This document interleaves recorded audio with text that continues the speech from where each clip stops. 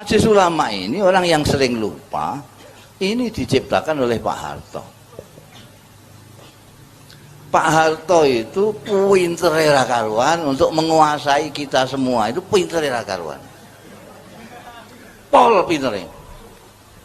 Organisasi wanita yang banyak itu oleh Pak Harto dijadikan satu, menjadi Kowani apa itu? Apa ya Kowani ya, Pak Pri? Yang kumpulan organisasi wanita itu partai-partai politik yang beragama dijadikan satu jadi P3. Jadi sekarang itu masih mempertahankan P3 segala macam itu karena agak lupa ya, pikun gitu. Bahwa dulu bikinannya Pak Harto. Pak Harto sudah lengser masih itu warisan dari Pak Harto. Partai-partai yang lainnya beragama jadikan satu di PDI. Organisasi kepemudaan, AMPI, Ansor dan segala macam dijadikan satu jadi KNPI. Terus pokoknya kabeh dadekno siji. Dadi gampang ngeplukane ngene. Wis ora usah mara ning gone NU ning P3-ne ae, aja nganti ana wong NU-ne. Sudah selesai. KNPI aja nanti jadi ketuanya kok Ansor wis. MUI ya ngono, MUI itu kelompok dari PGI terus apa jenenge nasale gitu. PGI ada sendiri apa jenenge? Ada sendiri itu yang agama agama Nasrani itu ada sendiri di kelompoknya jadi siji, sing Islam itu dadi NU Muhammadiyah persis saat itu dadekno siji ning gone MUI. Pekerjaannya golekno Pak Harto dalil.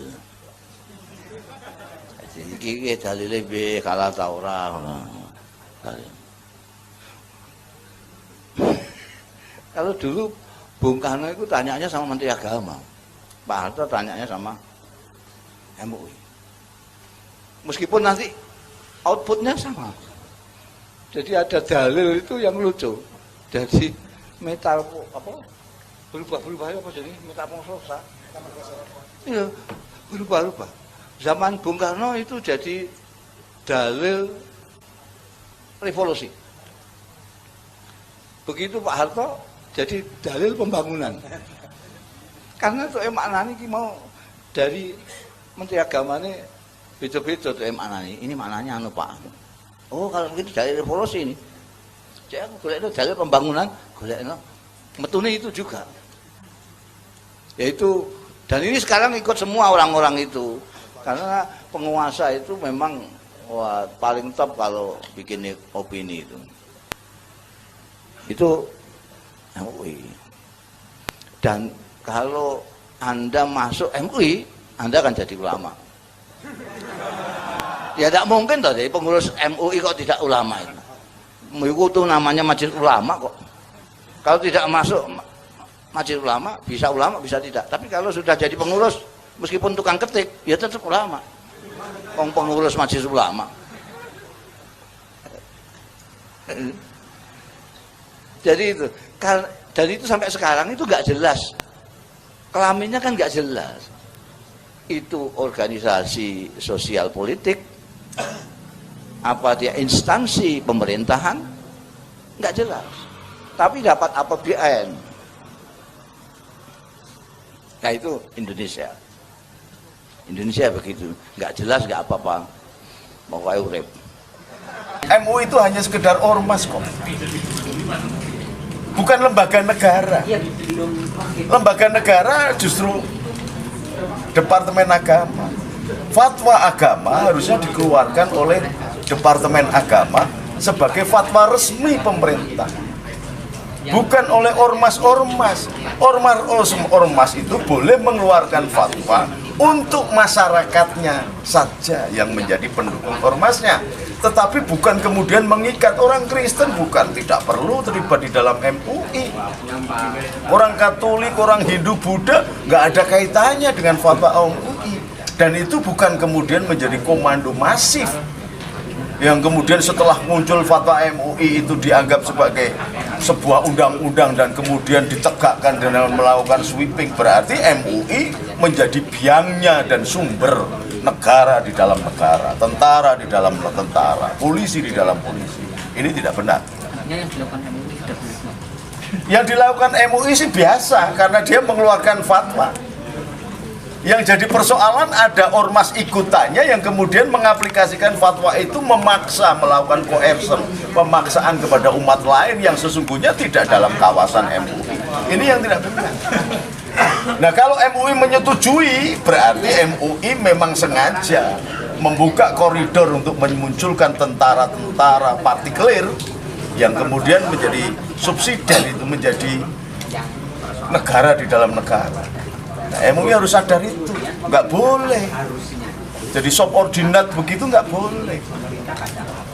Maka harus itu, wartawan harus tanya itu. MUI itu mengeluarkan gitu kemudian membiarkan ada pembela fatwa MUI itu ada hubungannya nggak dengan MUI? Kalau ada, berarti MUI harus dicurigai bahwa dia akan melakukan makar dan menganggap pemerintahan ini sudah lumpuh, tidak mampu menata dengan hukum yang benar, sehingga diperlukan fatwa-fatwa MUI untuk menegakkan kehidupan berbangsa. Nah, kalau ini terjadi, berarti dia tidak loyal dengan pemerintah Indonesia. Kalau tidak loyal, itu sudah bisa dikenakan hukum bugot, memberontak, atau sekurang-kurangnya mendidik bangsa yang lain karena MUI memiliki kekuatan fatwa, dianggap sebagai pembenaran fatwanya para ulama, maka diikuti oleh orang-orang yang lain yang tidak mudeng agama, maka melahirkan satu gerakan yang anarkis yang membahayakan, dan MUI harus menyadari itu. Gus, apakah relevan kalau seandainya kemudian MUI dibubarkan saja? Saya tidak pada posisi MUI mau dibubarkan apa enggak. Persoalannya sampean berani apa enggak membubarkan. Bukan dari saya. Kalau sampean berani, ayo. Kalau sampean cuma mancing-mancing saya toh, saya ngurusi santri di wis bingung bangun masjid rada dadi. Sekjen Majelis Ulama meminta saya mencabut ungkapan saya kemarin itu bahwa kalau bukan itu salah semua. Saya atau NU bukan bawahan Majelis Ulama. NU bukan bawahan Majelis Ulama, bukan. Nggak ada hak perintah-perintah saya. Majelis Ulama hanya forum silaturahim, bukan induknya NU, bukan. Paham betul? Sekali-kali kayak saya gitu loh, nekat.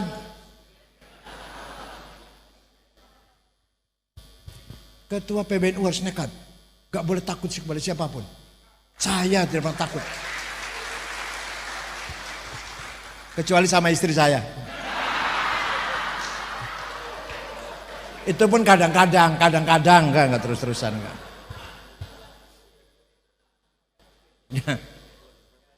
Baca Quran yang benar, bitajwid. Harus dengan tahu tajwid baca Qurannya, yatlul alim ayati.